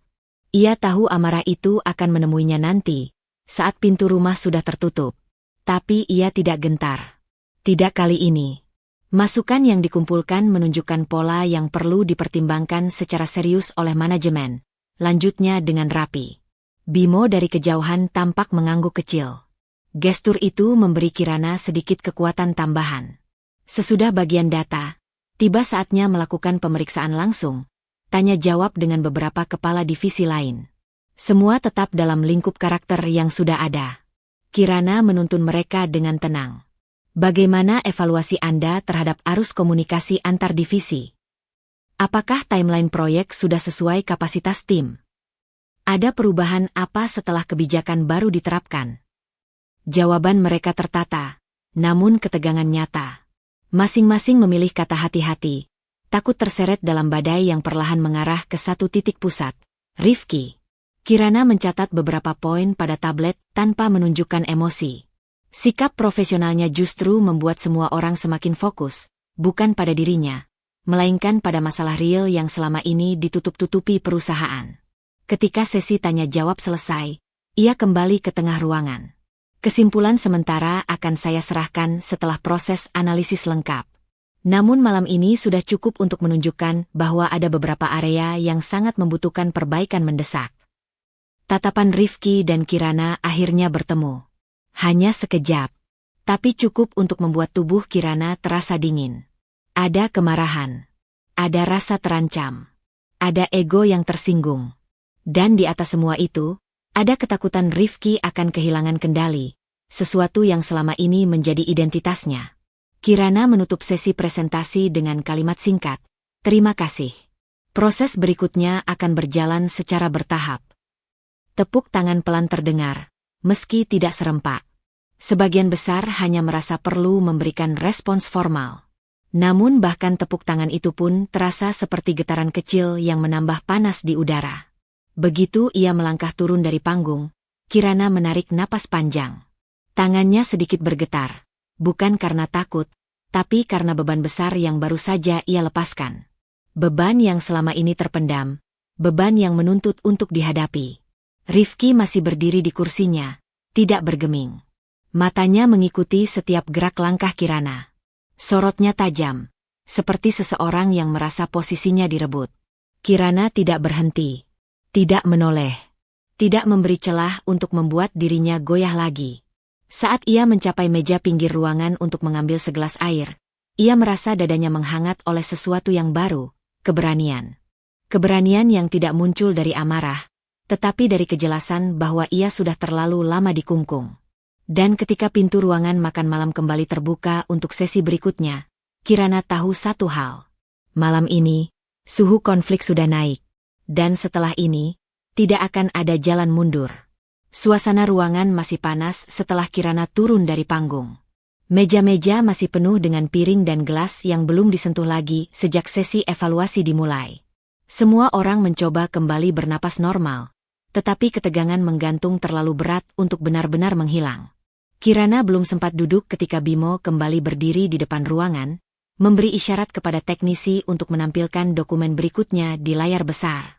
"Kita masih memiliki satu bagian penting dari acara malam ini," katanya dengan suara yang dibuat netral. Bagian ini akan menyorot beberapa temuan yang baru diterima tim dalam 2 minggu terakhir. Kirana langsung tahu apa maksudnya. Ia telah melihat dokumen itu dalam proses awal evaluasi.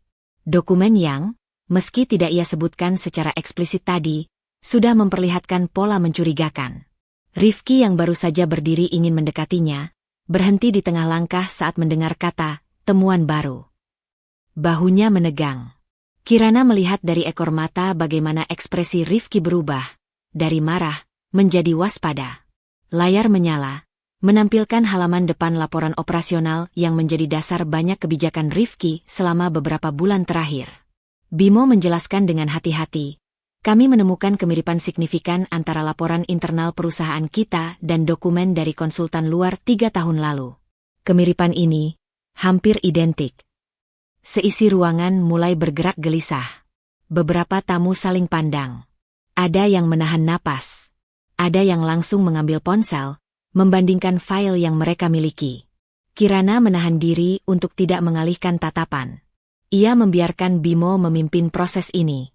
Tugasnya malam ini adalah mengevaluasi secara objektif, bukan mengeksekusi temuan tambahan. Slide berikutnya muncul. 2 dokumen terpampang berdampingan.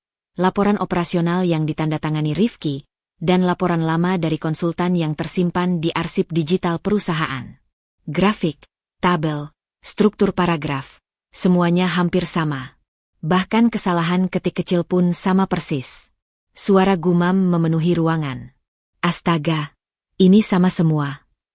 Tidak mungkin ini kebetulan. Plagiasi? Di perusahaan sebesar ini." Kirana merasakan hawa dingin menjalar di punggungnya. Meski ia sudah tahu ini akan muncul, melihatnya ditampilkan terang-terangan di depan para pemegang kekuasaan perusahaan memberi dampak berbeda. Seolah dunia yang selama ini hanya bergetar halus tiba-tiba diguncang dari dasar. Rifki melangkah maju satu langkah. Wajahnya pucat tapi tetap berusaha menahan kontrol. "Saya bisa jelaskan," katanya dengan suara tertekan, meski masih mencoba terdengar tegar. Namun Bimo mengangkat tangan pelan. "Tunggu dulu. Kita lihat datanya sampai akhir." Slide ketiga muncul. Daftar metadata digital ditampilkan. Tanggal pembuatan, waktu modifikasi, dan catatan sistem. Semua menunjukkan bahwa laporan itu bukan dikembangkan dari data baru, melainkan disalin dari sumber lama lalu diedit sedikit untuk menyesuaikan situasi perusahaan saat ini. Kirana merasakan napasnya tercekat. Ia membiarkan temuan itu bicara sendiri. Tidak ada yang bergerak. Tidak ada yang berani memecah keheningan. Bimo melanjutkan, laporan ini menjadi dasar bagi beberapa kebijakan strategis yang belakangan dipertanyakan efektivitasnya. Dan karena laporan ini berasal dari divisi operasional, maka tanggung jawab utamanya berada pada kepala divisi. Semua tatapan beralih ke Rifki. Lelaki itu menelan ludah. Saya memang menggunakan laporan lama itu sebagai referensi, tapi bukan menyalin. Saya mengadaptasinya. Adaptasi? Salah satu eksekutif mengulang dengan nada skeptis.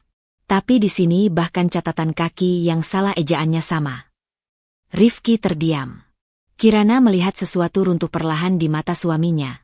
Bukan hanya wibawa, tetapi juga pertahanan yang selama ini ia pasang untuk menyembunyikan ambisinya. Ia tahu sifat manipulatif Rifki. Ia tahu Rifki sering mengambil jalan pintas. Tapi melihat bukti setelanjang ini membuat Kirana menyadari betapa dalam kebiasaan buruk itu telah berakar. Slide terakhir muncul, berisi catatan ringkas dari verifikator data. Plagiasi tingkat tinggi. Kemiripan mencapai lebih dari 90%. Ruangan kembali meledak dalam bisik-bisik tajam. Terlalu berbahaya kalau diteruskan. Ini bisa mencoreng reputasi kita. Kok bisa seseorang dengan posisi itu melakukan hal seperti ini? Kirana menahan napas lain yang hampir pecah. Kata-kata itu menusuk. Tidak hanya pada Rifki, tapi juga pada sisi dirinya yang dulu-dulu terlalu sering memaklumi tingkah suami demi menjaga kedamaian palsu. Bimo akhirnya menoleh ke Rifki. "Kami ingin mendengar penjelasan langsung darimu." Rifki menarik napas panjang, tapi suara yang keluar terdengar rapuh. Saya hanya ingin mempercepat proses. Waktu itu target sangat mepet. Saya tidak berniat. Saya pikir tidak akan ada yang menyadari. Saya hanya berusaha membuat divisi saya terlihat baik. Kirana memejamkan mata sejenak. Kalimat itu, membuat divisi saya terlihat baik, menggema seperti ironi paling pahit. Rifki bahkan tidak berusaha menyangkal sepenuhnya. Ia hanya mencoba membuat alasannya tampak masuk akal. Beberapa tamu menggeleng pelan. Ada yang memandang dengan kecewa, ada juga yang menahan marah. Bimo kemudian berkata, "Fiksi atau tidak, data menunjukkan bahwa laporan ini bukan hasil kerja orisinal. Dan karena laporan ini menjadi fondasi keputusan besar, maka konsekuensinya sangat serius." Rifki menatap layar, wajahnya semakin pucat. Bahunya turun sedikit, seperti seorang prajurit yang baru saja kehilangan pedang terakhirnya. Kirana melihat bagaimana pondasi kesombongan Rifki, yang selama ini begitu kuat, mulai retak. Retakannya cepat, merambat, seperti kaca yang ditembak dari jarak dekat. Para tamu terdiam menunggu kalimat berikutnya dari Bimo. Dan ketika ia berkata dengan tenang, "Kami harus mempertimbangkan langkah disipliner." Seluruh ruangan seperti menarik napas bersamaan. Namun bukan itu yang menjadi klimaksnya. Klimaksnya adalah Rifki sendiri. Dengan wajah menegang, ia berbisik nyaris tak terdengar. "Tidak, ini tidak mungkin terjadi sekarang." Bibirnya bergetar. Matanya bergerak cepat ke segala arah seperti seseorang yang mencari jalan keluar dari ruangan yang perlahan menyempit. Dan akhirnya, suara rendah tapi berat terdengar dari salah satu tamu, memecah segala bentuk harapan Rifki yang tersisa. Kalau ini benar, reputasi Rifki hancur. Kirana melihat bagaimana kata itu menghantam suaminya. Hancur. Rifki terpaku. Tidak ada pembelaan. Tidak ada kekuatan untuk berdiri melawan fakta. Hanya shock yang membungkam seluruh tubuhnya. Bisik-bisik yang memenuhi ruangan setelah terungkapnya plagiasi itu belum sepenuhnya mereda ketika Bimo kembali memberi isyarat kepada teknisi. Layar yang sempat gelap menyala lagi, menampilkan folder baru dengan judul yang membuat udara di ruangan terasa lebih berat. Internal Testimony Performance Assessment. Kirana menarik napas perlahan. Ia tahu bagian ini akan muncul cepat atau lambat. Satu kalimat dari kejadian sebelumnya berputar singkat di pikirannya, bahwa laporan plagiasi itu baru permukaan. Masih ada yang lebih dalam, lebih gelap, dan selama ini tertutup rapat di balik citra profesional Rifki. Rifki sendiri terlihat seperti sedang berdiri di lantai yang perlahan tenggelam. Pucat, tapi masih mencoba terlihat tegak. Meski tubuhnya tampak sedikit goyah. Bimo berkata dengan nada yang diukur hati-hati, "Kita akan melanjutkan pada temuan berikutnya." Ini berkaitan dengan pola kerja di divisi operasional selama 3 bulan terakhir. Suara di ruangan mereda seketika. Para tamu kembali menormalkan posisi duduk mereka, seperti bersiap menghadapi guncangan berikutnya. Slide pertama menampilkan daftar jadwal kerja staf. Tampak tidak mencurigakan pada awalnya. Lalu slide berikutnya menyorot catatan lembur. Setelah itu, pesan internal mulai bermunculan di layar. Pesan yang tidak seharusnya menjadi konsumsi publik, namun kini tampil begitu telanjang. Pesan itu singkat-singkat, namun tonenya sangat jelas. Data itu belum beres? Rifki minta selesai malam ini. Aku bukan bagian dari analisis laporan, tapi dia paksa ikut tanda tangan. Kalau nolak, dia bilang penilaianku bisa diatur. Kirana merasakan otot-otot bahunya menegang. Kata-kata itu bukan sekadar keluhan kerja. Di mata seorang evaluator, itu adalah tanda-tanda manipulasi yang sistematis. Rifki mengerutkan alis, wajahnya menggelap. Ini, apa-apaan? Chat itu bisa dibuat siapa saja. Tidak ada bukti itu nyata. Namun slide berikutnya menjawab bantahannya. Tampil sebuah dokumen internal yang mengandung rekaman log sistem perusahaan. Siapa mengakses apa, kapan, dan tekanan tugas yang diberikan. Setiap aktivitas tercatat. Data ini berasal dari sistem pengawasan internal. Jelas Bimo. Otentik. Beberapa tamu mengangguk pelan, memastikan bahwa apapun yang ditampilkan bukan sembarang klaim. Kirana mengamati semuanya dengan tenang, meski hatinya bergetar. Ia teringat bagaimana beberapa kali Rifki pulang larut dan mengeluh tentang staf yang tidak cekatan. Satu kalimat itu kini terasa seperti bayangan samar dari sesuatu yang jauh lebih serius. Slide berikutnya menampilkan grafik beban kerja. Sebuah puncak mencolok menunjukkan lonjakan tugas di luar batas wajar pada beberapa staf tertentu. Bimo menjelaskan, penyebaran kerja yang tidak merata ini terjadi bersamaan dengan dimulainya penyusunan laporan yang kita bahas tadi. Dan melihat catatan sistem, 2 staf khususnya mendapat tekanan paling tinggi, jauh melampaui kapasitas normal. Nama mereka tidak ditampilkan, hanya inisial. Ini tetap sejalan dengan aturan privasi internal. Rifki mulai tampak benar-benar gelisah. Itu karena mereka bagian dari tim. Memang tugas mereka. Bimo menghentikannya dengan kalimat pendek, "Kita belum selesai." Slide berganti. Sebuah transkrip internal muncul di layar, ringkas, namun mematikan. Kalau tidak lembur, saya takut nilai evaluasi saya berpengaruh. Dia bilang kalau saya mau kesempatan promosi nanti, saya harus bantu, percepat, laporan itu. Saya tidak berani menolak. Ruangan langsung terasa lebih dingin. Beberapa tamu mengangkat alis, beberapa lainnya menatap Rifki dengan ketidakpercayaan nyata. Ada yang berbisik, ini jelas penyalahgunaan posisi. Ada juga yang berkata lebih pelan, dia memaksa mereka bekerja untuk menutupi kesalahannya. Kirana memegang pergelangan tangannya sendiri di bawah meja. Jemarinya terasa dingin. Ia ingin tetap netral sebagai evaluator, tetapi sebagai istri, yang selama ini menyaksikan perubahan Rifki dari kejauhan, ia tidak bisa menahan rasa perih yang merambat naik. Ia ingat satu kalimat yang pernah terlepas dari mulut Rifki, sekilas, tapi penuh arogansi. Kalau mau dihargai di tempat kerja, harus tahu kapan menekan dan kapan dilepas. Dulu Kirana mengira itu sekadar strategi manajerial. Kini, kata itu terdengar seperti pembenaran terhadap penyalahgunaan kekuasaan. Bimo menatap layar, lalu menatap ruangan. Yang paling mengkhawatirkan adalah testimoni mengenai intimidasi verbal. Slide berikutnya muncul. Dia bilang kinerja saya bisa jadi masalah besar kalau saya tidak mau ikut aturan versinya. Saat saya bilang kelelahan, dia jawab, banyak yang lebih bisa di luar sana. Saya takut kehilangan pekerjaan. Beberapa tamu langsung menutup mulut dengan tangan, terkejut. Seorang eksekutif berbisik, ini bukan sekadar tegas. Ini memaksa. Kirana merasakan perutnya mengerut. Ia tahu Rifki ambisius, tapi ia tidak tahu sejauh apa efeknya pada orang lain. Selama ini ia hanya mengalami sisi pribadi Rifki yang keras. Tapi melihat bukti bahwa Rifki juga menekan orang lain dengan cara serupa membuat napasnya terputus sejenak.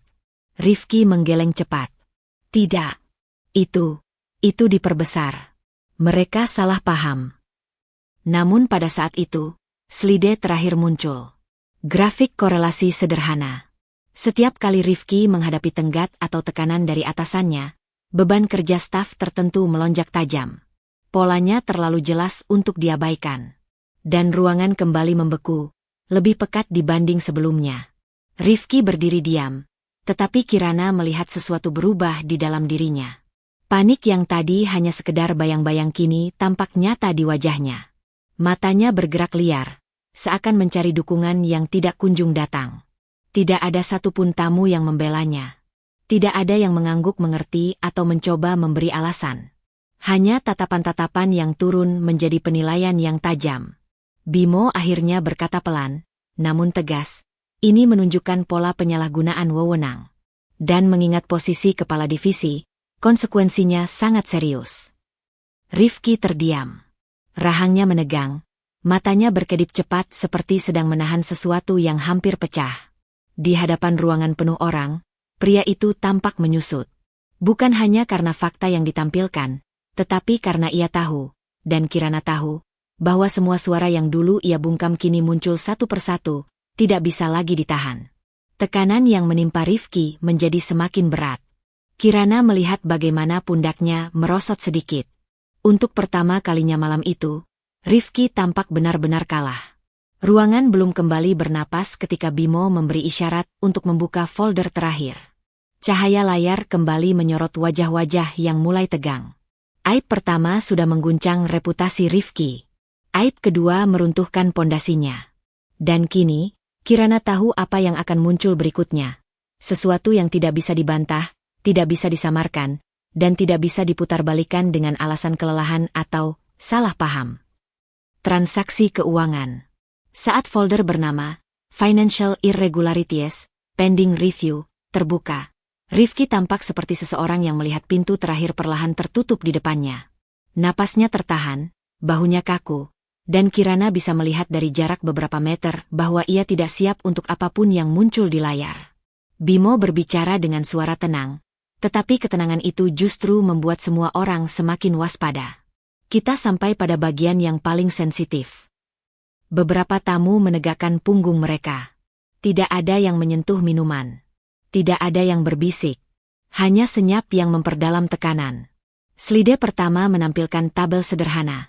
Tanggal, nominal, dan kode divisi. Tidak ada penjelasan panjang. Hanya angka. Tapi angka tidak pernah berbohong. Kirana memandang angka-angka itu dan merasakan desakan dingin di dadanya. Jumlahnya kecil pada awalnya. 300.000, 500.000, 1 juta. Lalu lama-lama meningkat. Beberapa mencapai 5 juta. Semuanya tercatat sebagai pengeluaran mendesak. Namun tidak ada laporan detail yang menjelaskan penggunaan dana tersebut. Bimo menekankan satu kalimat, pengeluaran tanpa dokumentasi adalah pelanggaran berat, terutama bila dilakukan berulang. Rifki mengangkat tangan sedikit, mencoba bersuara. Itu, untuk keperluan internal. Kadang-kadang ada kebutuhan dadakan. Slide kedua muncul sebelum ia selesai berbicara. Di sana, grafik batang menunjukkan pola yang mencolok. Setiap kali divisi Rifki mendapat teguran dari atasannya, jumlah pengeluaran tak terdokumentasi meningkat. Seolah setiap tekanan berbanding lurus dengan upaya menutupi sesuatu. Kirana merasakan tenggorokannya mengering. Ia mulai menyambungkan potongan-potongan yang dulu pernah terasa aneh. Rifki yang tiba-tiba membawa barang-barang baru ke rumah. Pembelian kecil yang tidak pernah dijelaskannya. Komentar sederhana seperti, ada bonus kecil dari perusahaan, yang tidak pernah benar-benar terlihat resmi. Tetapi ia menahan diri dari menilai dengan emosi. Ia ingin melihat seluruh datanya terlebih dahulu. Sebagai seorang evaluator, itu wajib. Bimo melanjutkan ke slide berikutnya. Dan kali ini, ruangan benar-benar membeku. Sebuah tabel muncul, memperlihatkan aliran dana kecil-kecilan ke akun pribadi milik seseorang yang inisialnya sama persis dengan inisial Rifki. Tidak ada nama lengkap, tetapi pola dokumennya menunjukkan bahwa akun itu terdaftar sebagai rekening reimburse, sementara sebuah fasilitas yang diberikan perusahaan untuk proses pembayaran cepat yang seharusnya diawasi ketat. Namun pada data itu, tidak ada tanda-tanda pengawasan. Rekening itu menerima transfer berkala. Nominalnya bervariasi, tetapi konsisten. Ini pasti salah, Rifki berbisik, meski suaranya terdengar lebih seperti doa yang tak terkabul. Bimo menghela napas pelan. Kami memverifikasi nomor rekening ini dengan tim IT internal. Rekening tersebut tercatat atas nama karyawan dengan tanggal lahir dan ID yang cocok dengan Rifki. Sekali lagi, ruangan bergetar oleh bisikan kecil yang tajam. Jadi dia pakai dana perusahaan untuk hal pribadi. Tidak mungkin ini keliru. Ini bukti paling jelas. Kirana menatap layar tanpa berkedip. Ia tidak merasakan kemenangan. Tidak ada kepuasan. Hanya campuran getir. Kebenaran yang akhirnya terkuak. Kebenaran yang menuntut untuk dilihat apa adanya, seberapapun pahitnya. Slide berikutnya muncul. Sebuah rekapan transaksi terakhir. 4 hari sebelum makan malam ini. 3 juta rupiah. Kategori, Urgent Logistic Net. Tidak ada laporan pembelian apapun yang menyertainya. Bimo memandang Rifki secara langsung. Transaksi ini terjadi pada hari ketika kamu mengirim laporan revisi yang akhirnya terbukti tidak orisinal. Rifki tampak kehilangan warna wajah sepenuhnya. Saya tidak mengambil uang itu untuk kepentingan pribadi. Saya berniat menggantinya. Salah satu tamu mengangkat alis dengan ekspresi tidak percaya. Menggantinya? Dengan uang apa? Dan kapan? Rifki tidak menjawab. Bimo melanjutkan dengan slide paling memukul. Rekaman ringkas dari sistem audit otomatis yang menandai transaksi itu sebagai tidak wajar tetapi diotorisasi manual. Artinya, seseorang memaksa transaksi itu lolos meski sistem telah memperingatkan. Rifki menyandarkan kedua tangan ke meja terdekat, seolah tubuhnya tidak lagi mampu menopang beban yang jatuh bersamaan. Kirana merasakan dunia di sekitarnya melambat. Inilah saat di mana semua potongan puzzle akhirnya membentuk gambar lengkap. Gambar yang tidak lagi bisa ditutupi Rifki dengan sikap percaya diri, ancaman halus, atau alasan ambisi. Dan gambar itu merusak. Bimo menghela napas. Perusahaan tidak bisa menoleransi penyalahgunaan dana, sekecil apapun jumlahnya. Apalagi bila dilakukan secara berulang, disamarkan, dan dilakukan oleh kepala divisi. Suara itu tidak keras, tetapi cukup untuk membuat Rifki menutup mata. Kepalanya sedikit tertunduk, seperti seseorang yang akhirnya kehabisan ruang untuk melarikan diri. Bimo menambahkan, Dewan Direksi sedang dalam perjalanan untuk memberikan keputusan. Namun karena temuan ini sangat jelas, sepertinya tidak ada keraguan mengenai konsekuensinya. Rifki membuka matanya pelan.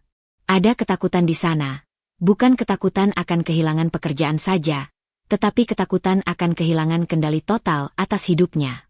Itu bukan. Saya bukan orang seperti itu, katanya lirih, tetapi kata-katanya terdengar rapuh, kosong, seperti seseorang yang baru saja menyadari bahwa kejatuhan telah melewati titik tanpa kembali. Kirana tidak menyela.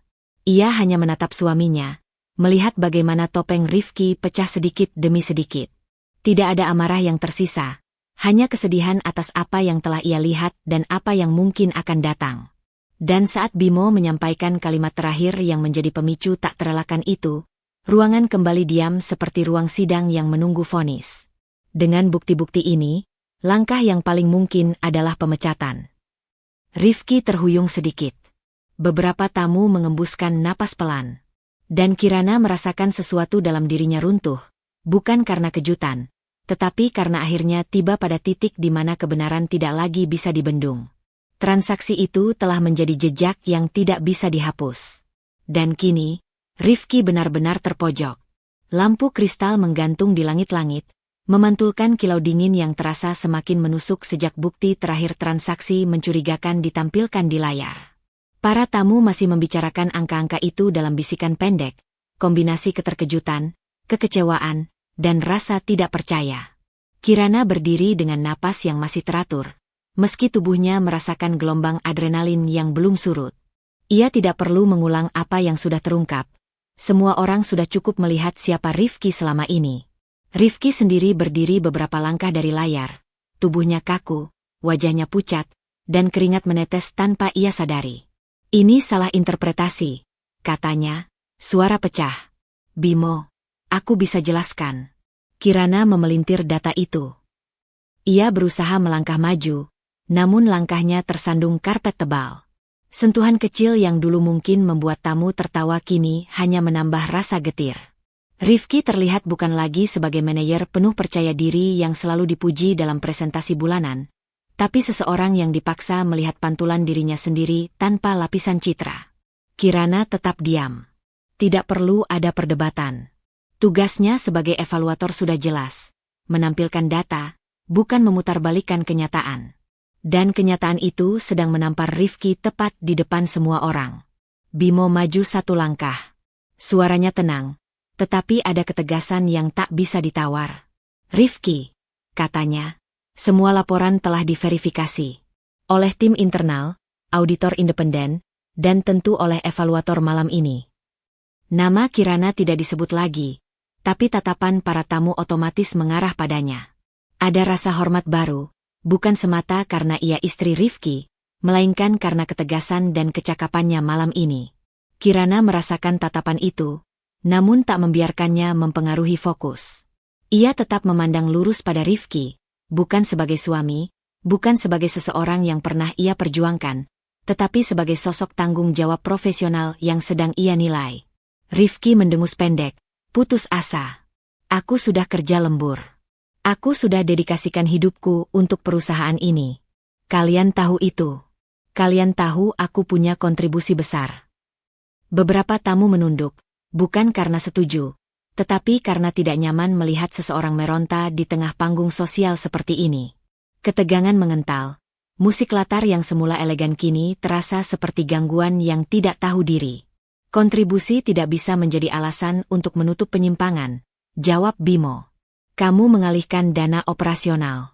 Kamu mengambil kredit kinerja orang lain. Kamu memanipulasi bawahan agar menutup-nutupi kelalaianmu. Semua itu bukan lagi wilayah negosiasi. Rifki meraih tepi meja, seperti mencari pegangan agar tidak runtuh. Kirana.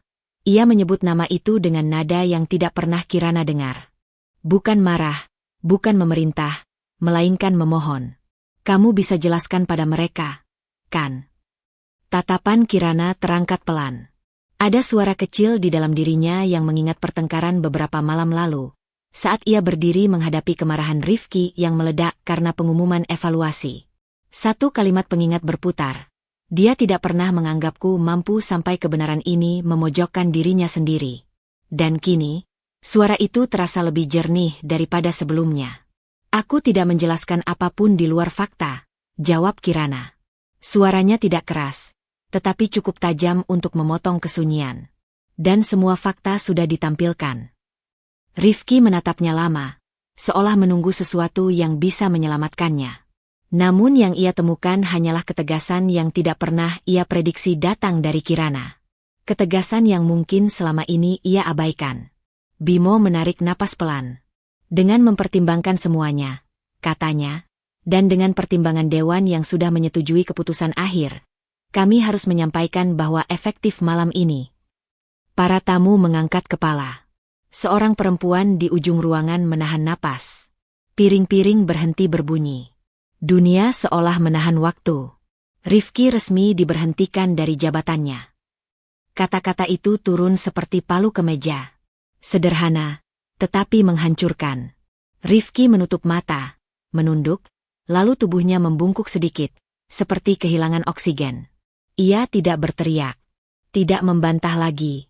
Penyangkalan berulang kali ternyata tidak mampu membendung bukti yang telanjang di hadapan semua orang. Beberapa tamu mengalihkan pandangan karena merasa tidak enak. Sebagian lain menatap dengan campuran keterkejutan dan rasa lega. Kerusakan sudah terjadi, dan semua orang tahu keputusan itu tidak lagi bisa ditunda. Kirana tetap diam. Tentu ada rasa pedih yang menggerus perutnya. Bagaimanapun, Rifki adalah suaminya. Tetapi rasa pedih itu tidak lagi menguasai seluruh dirinya seperti dulu. Di balik itu, ada ketenangan yang tumbuh, sebuah kejelasan bahwa keadilan bukan sesuatu yang harus ia takuti. Rifki akhirnya membuka mata dan menatap Kirana, masih mencari sesuatu, dukungan, pembelaan, atau ampunan. Kirana tidak memberi salah satunya. Yang ia berikan hanyalah kejujuran dalam bentuk paling sederhana, tatapan lurus tanpa kepura-puraan. Bimo menambahkan, kami akan mengatur langkah-langkah administrasi setelah acara ini. Untuk sekarang, mohon maaf kepada para tamu atas ketidaknyamanan yang terjadi. Para tamu mengangguk tipis sebagai bentuk penerimaan. Suara pelan mulai muncul, bergema seperti angin dingin. Bisikan-bisikan tentang kejatuhan Rifki, tentang evaluasi yang tak bisa ia hindari, tentang Kirana yang berdiri begitu kuat. Rifki melangkah mundur. Tidak ada yang menghampiri. Tidak ada yang mengulurkan tangan. Dalam ruangan sebesar itu, ia tampak begitu kecil.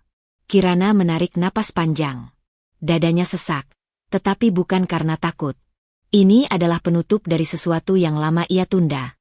Keberaniannya untuk berdiri di tempat yang seharusnya ia miliki sejak dulu. Ia merasakan gemetar halus di telapak tangan, namun ia tidak menyembunyikannya. Gemetar itu adalah bukti bahwa ia manusia. Manusia yang memilih bertahan, bukan menyerah. Malam itu, di tengah hening yang menelan suara musik dan bisikan tamu, Kirana menyadari sesuatu yang penting. Ia tidak lagi berjalan di belakang seseorang. Ia berdiri sendiri, dengan pijakan yang lebih kuat daripada sebelumnya.